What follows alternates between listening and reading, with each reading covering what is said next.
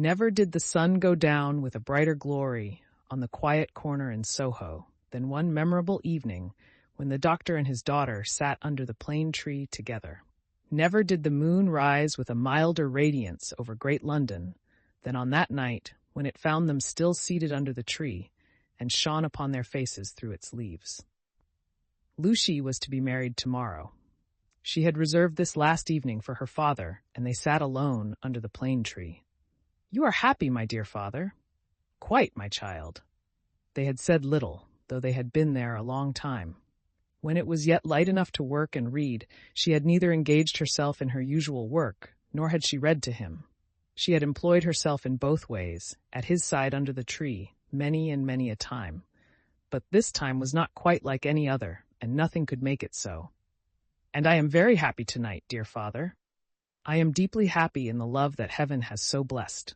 My love for Charles, and Charles's love for me.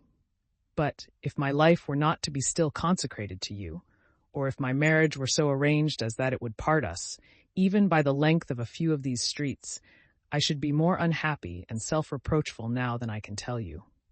Even as it is." Even as it was, she could not command her voice. In the sad moonlight, she clasped him by the neck and laid her face upon his breast. In the moonlight, which is always sad, as the light of the sun itself is, as the light called human life is at its coming and its going. "Dearest dear, can you tell me, this last time, that you feel quite sure no new affections of mine and no new duties of mine will ever interpose between us?" "I know it well, but do you know it? In your own heart, do you feel quite certain?" Her father answered with a cheerful firmness of conviction he could scarcely have assumed. "Quite sure, my darling. More than that," he added, as he tenderly kissed her.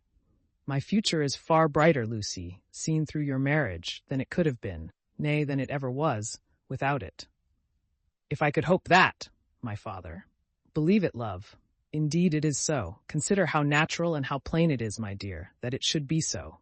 You, devoted and young, cannot fully appreciate the anxiety I have felt that your life should not be wasted." She moved her hand towards his lips, but he took it in his and repeated the word. "Wasted, my child, should not be wasted, struck aside from the natural order of things, for my sake. Your unselfishness cannot entirely comprehend how much my mind has gone on this, but only ask yourself, how could my happiness be perfect while yours was incomplete? If I had never seen Charles, my father, I should have been quite happy with you." He smiled at her unconscious admission that she would have been unhappy without Charles, having seen him, and replied, "My child, you did see him, and it is Charles. If it had not been Charles, it would have been another. Or, if it had been no other, I should have been the cause, and then the dark part of my life would have cast its shadow beyond myself, and would have fallen on you." It was the first time, except at the trial, of her ever hearing him refer to the period of his suffering. It gave her a strange and new sensation while his words were in her ears, and she remembered it long afterwards. "See," said the doctor of Beauvais, raising his hand towards the moon. "I have looked at her from my prison window, when I could not bear her light. I have looked at her when it has been such torture to me to think of her shining upon what I had lost, that I have beaten my head against my prison walls. I have looked at her in a state so dull and lethargic that I have thought of nothing but the number of horizontal lines I could draw across her at the full, and the number of perpendicular lines with which I could intersect them." He added, in his inward and pondering manner, as he looked at the moon, "It was 20 either way, I remember, and the 20th was difficult to squeeze in." The strange thrill with which she heard him go back to that time deepened as he dwelt upon it, but there was nothing to shock her in the manner of his reference. He only seemed to contrast his present cheerfulness and felicity with the dire endurance that was over. "I have looked at her, speculating thousands of times upon the unborn child from whom I had been rent, whether it was alive, whether it had been born alive, or the poor mother's shock had killed it. Whether it was a son who would some day avenge his father. There was a time in my imprisonment when my desire for vengeance was unbearable. Whether it was a son who would never know his father's story, who might even live to weigh the possibility of his father's having disappeared of his own will and act. whether it was a daughter who would grow to be a woman. She drew closer to him and kissed his cheek and his hand. I have pictured my daughter to myself as perfectly forgetful of me, rather altogether ignorant of me and unconscious of me. I have cast up the years of her age, year after year. I have seen her married to a man who knew nothing of my fate. I have altogether perished from the remembrance of the living, and in the next generation my place was a blank. My father, even to hear that you had such thoughts of a daughter who never existed, strikes to my heart as if I had been that child. You, Lucy, it is out of the consolation and restoration you have brought to me that these remembrances arise and pass between us and the moon on this last night. What did I say just now? She knew nothing of you. She cared nothing for you. So, but on other moonlight nights, when the sadness and the silence have touched me in a different way, have affected me with something as like a sorrowful sense of peace as any emotion that had pain for its foundations could, I have imagined her as coming to me in my cell and leading me out into the freedom beyond the fortress. I have seen her image in the moonlight often as I now see you, except that I never held her in my arms.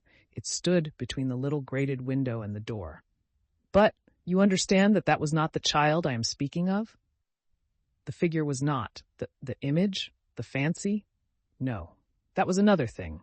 It stood before my disturbed sense of sight, but it never moved. The phantom that my mind pursued was another and more real child. Of her outward appearance, I know no more than that she was like her mother.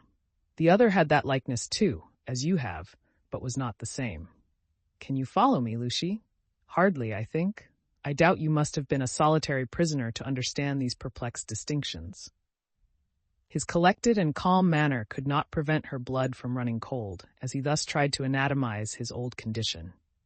In that more peaceful state, I have imagined her in the moonlight, coming to me and taking me out to show me that the home of her married life was full of her loving remembrance of her lost father. My picture was in her room, and I was in her prayers. Her life was active, cheerful, useful, but my poor history pervaded it all.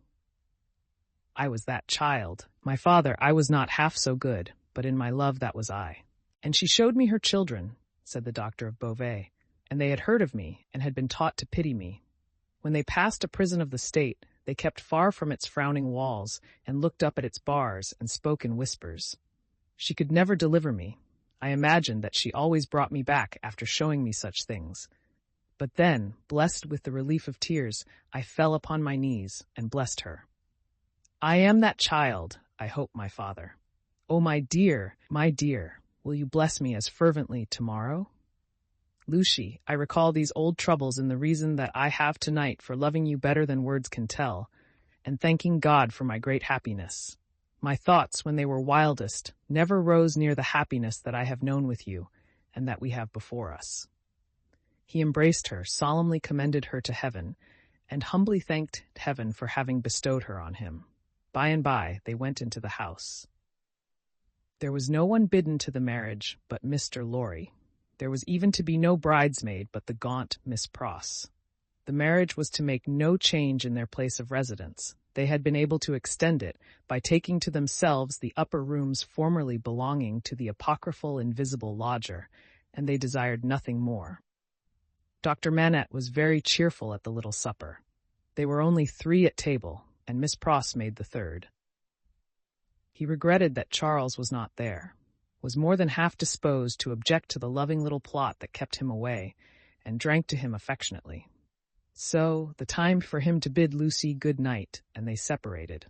But, in the stillness of the 3rd hour of the morning, Lucy came downstairs again, and stole into his room, not free from unshaped fears beforehand. All things, however, were in their places. All was quiet, and he lay asleep, his white hair picturesque on the untroubled pillow, and his hands lying quiet on the coverlet. She put her needless candle in the shadow at a distance, crept up to his bed, and put her lips to his, then leaned over him and looked at him. Into his handsome face the bitter waters of captivity had worn. But he covered up their tracks with a determination so strong that he held the mastery of them even in his sleep. A more remarkable face in its quiet, resolute, and guarded struggle with an unseen assailant was not to be beheld in all the wide dominions of sleep that night. She timidly laid her hand on his dear breast and put up a prayer that she might ever be as true to him as her love aspired to be, and as his sorrows deserved. Then she withdrew her hand and kissed his lips once more and went away. So the sunrise came, and the shadows of the leaves of the plane tree moved upon his face, as softly as her lips had moved in praying for him.